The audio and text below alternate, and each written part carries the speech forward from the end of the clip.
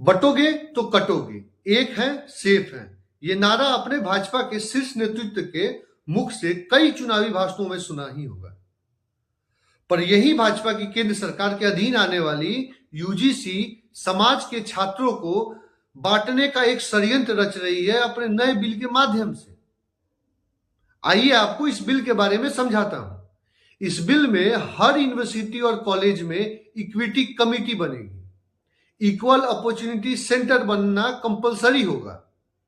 Cast, gender, religion, disability या किसी भी बेसिस पे डिस्क्रिमिनेशन का कंप्लेंट के लिए एक फॉर्मल मैकेनिज्म बनाया जाएगा।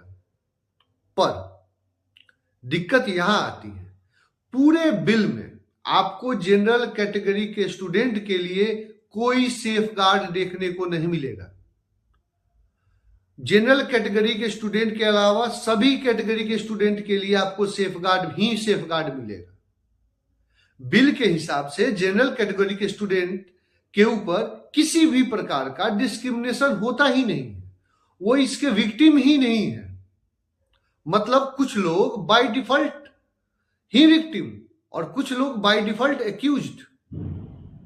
रूल लिखते वक्त यूजीसी ने यह सीधा मैसेज दिया है, आप जनरल कैटेगरी के हैं मतलब आप सस्पेक्ट हैं।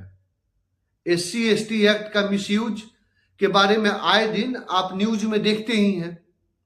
यहां तक सभी सुप्रीम कोर्ट इसको लेके कंसर्न है, एससी एसटी एक्ट को लेके।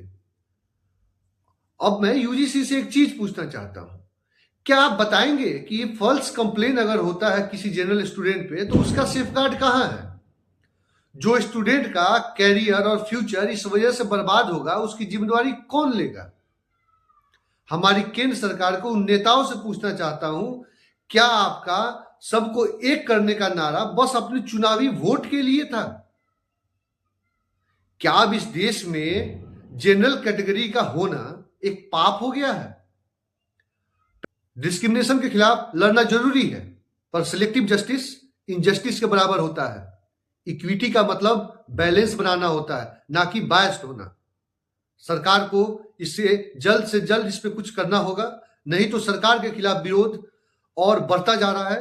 अब लोग रोड पे उतरना शुरू कर चुके हैं।